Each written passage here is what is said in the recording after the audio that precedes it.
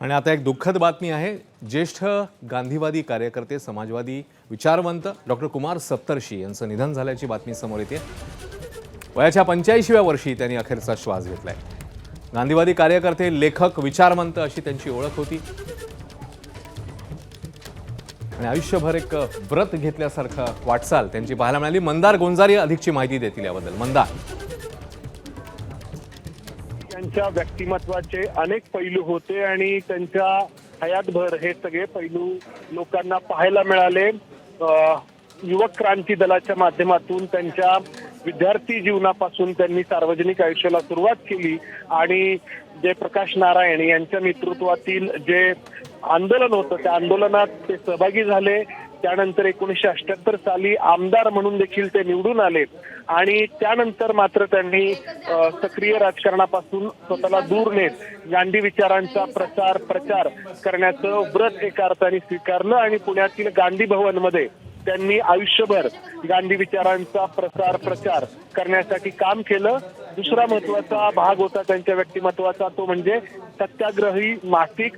या सत्याग्रही मासिकाच्या माध्यमातून गांधी विचारांचा प्रसार त्यांनी केला आणि गांधी विचारांच्या परिप्रेक्ष्यातून वेगवेगळ्या घटनांकडे ते पाहत गेले, त्याची मांडणी या साप्ताहिकाच्या माध्यमातून ते करत गेले आणि अनेकदा सक्रिय आंदोलनांमध्ये देखील ते सक्रिय असल्याचं पाहायला मिळालं। वेगवेगळ्या विषयांवरती त्यांनी म्हणजे त्यांचं वय बऱ्याच झाल्यानंतर देखील त्यांनी आंदोलनं केली आणि सार्वजनिक आयुष्यामध्ये अखेरपर्यंत ते सक्रिय राहिले, ठाम अशी भूमिका घेण्यासाठी म्हणून ते ओळखले गेले। वयाच्या 85व्या वर्षी त्यांचं निधन झालंय। अश्विन, मंदार आपल्या सोबतच राहा। ज्येष्ठ राजकीय विश्लेषक, पत्रकार हेमंत देसाई सर आपल्या सोबत आहेत। हेमंत देसाई सर, जसं आता मंदारने देखील सांगितलं, ठाम भूमिका आणि एक व्रतस्थ कार्यकर्ता आपण म्हणूया ज्याला, असा कार्यकर्ता आपल्यातनं निघून गेलेला आहे। आपल्या भावना?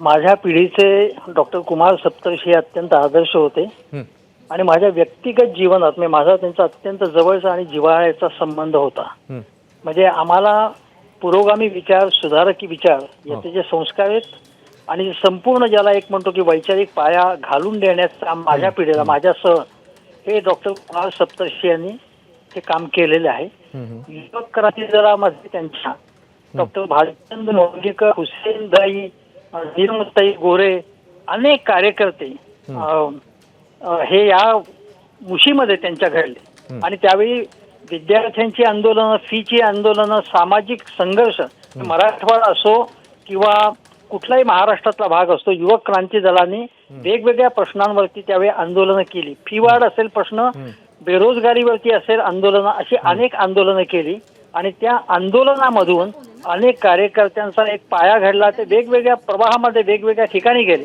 पण त्यांनी युवक क्रांती दलाने जो संस्कार घडवला तो काही विसरले नाही। कुमार सप्तर्षी एकदा जनता पक्षाच्या लाटेमध्ये एकदा ते निवडूनही आले आणि ते चंद्रशेखर यांच्या खूप जवळ गेले होते। त्यांना जर हवं असतं, त्यांना जर सत्तेचा मोह असता तर ते कुठे पोहोचले असते, वरच्या पदापर्यंत गेले असते, पण त्यांनी तो मोह टाळला आणि शेवटपर्यंत जसं सत्याग्रही मासिक ज्यामध्ये मी नियमितपणे लिहितो, अगदी ताजा किंवा गेल्या अंकस्वामी लिहिलं असेल, आणि त्याच्याशिवाय गांधी जे त्यांची संस्था आहे गांधी स्मारक निधी, त्या माध्यमातून त्यांनी अनेक व्याख्यानं, अनेक सेमिनार्स, अनेक संमेलनं हे करून जी काही पुरोगामी विचारधारा आहे ती पुढे नेण्याचं, जिवंत ठेवण्याचं काम केलं। अनेक उपक्रम त्या माध्यमातून, विधायक उपक्रम सुद्धा त्यांनी हाती घेतले आणि मुख्य म्हणजे हिंदुत्ववाद्यांशी थेटपणे संघर्ष करण्याची, अत्यंत आक्रमकपणे संघर्ष करण्याची, त्यांच्यावरती हल्ल्याचाही प्रयत्न झाले, हल्ले झाले अनेकदा, पण ते अजिबात मागे फिरले नाहीत। त्यांनी आपली भूमिका अत्यंत नेकीने, चिवटपणे हे केली आणि आजही युवक क्रांती दल पुन्हा नव्या स्वरूपात जिवंत ठेवणं, चैतन्यमय ठेवण्याचं काम त्यांनी जारी ठेवलेलं आहे। बरोबर, धन्यवाद हेमंत देसाई सर। आपण सविस्तरपणे, देसाई सर धन्यवाद, आपण सविस्तरपणे आमच्याशी बोललात, त्याच्याबद्दल आपल्या भावना व्यक्त केल्यात त्याच्याबद्दल।